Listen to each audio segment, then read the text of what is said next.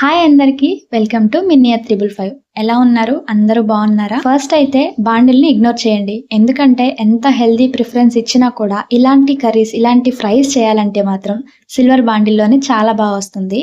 యాక్చువల్గా ఇది షార్ట్ వీడియోనే పెడదామని చెప్పి షూట్ చేశాను, కానీ నాకు ఎందుకో అనిపించింది కొంచెం లెంత్ ఉంది. అండ్ ఈ రెసిపీ నాకు చాలా చాలా ఇష్టం. చికెన్ ఫ్రై విత్ రసం అంటే నాకు చాలా ఫేవరెట్ అనమాట. సో ఫస్ట్ ప్రాసెస్లోకి వెళ్ళిపోతే, చికెన్ని ముందుగా వాష్ చేసి పెట్టుకొని మీకు కావాల్సిన మసాలాలన్నీ వేసుకొని దాంట్లో కలిపేసి పెట్టుకోండి. నేనైతే కారం, ఉప్పు, ధనియా పొడి, కొంచెం గరం మసాలా, చికెన్ మసాలా అండ్ అల్లం పేస్ట్ ఇవి మాత్రమే వేసుకొని కలిపి పక్కన పెట్టేసుకున్నాను. ఇక్కడ ఒక విషయం గుర్తుంచుకోండి, ఫ్రై చేసేటప్పుడు ఆయిల్ స్టార్టింగ్ లోనే కొంచెం ఎక్కువగా వేసుకుంటే బెటర్. ఎందుకంటే తర్వాత కొంచెం డ్రై అయినట్టు ఉంటుంది, ఎంత వేసినా కూడా వేసుకుంటుంది కానీ ఆయిల్ అక్కడ కనిపించదు.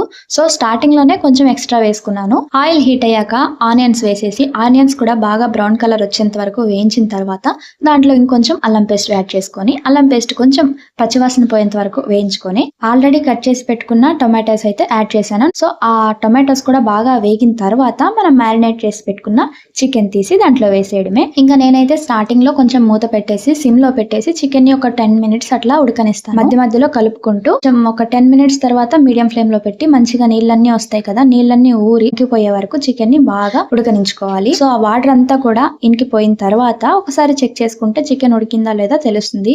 మంచిగా ఉంటే చికెన్ త్వరగా ఉడికిపోతుంది. కొన్ని సార్లు ఎంతసేపు ఉడకబెట్టినా ఉడకదు కదా. సో చెక్ చేసుకున్న తర్వాత వాటర్ అంతా ఇంకిపోయిన తర్వాత ఎక్స్ట్రా వాటర్ ఏమి యాడ్ చేయకుండా ఫ్లేమ్ మీడియం నుంచి హైకి మిడిల్ లో పెట్టేసుకొని కలుపుతూ కొంచెం సేపు ఉడకనివ్వండి. అలాగే ఆ తర్వాత ఇంకొన్ని మసాలాస్ యాడ్ చేసుకోవడమే. ఏం లేదు, ఆల్రెడీ మ్యారినేట్ చేసుకునేటప్పుడు వేసుకున్న మసాలానే వేసుకుంటాను, ఎక్స్ట్రా ఏమి వేయలేదు.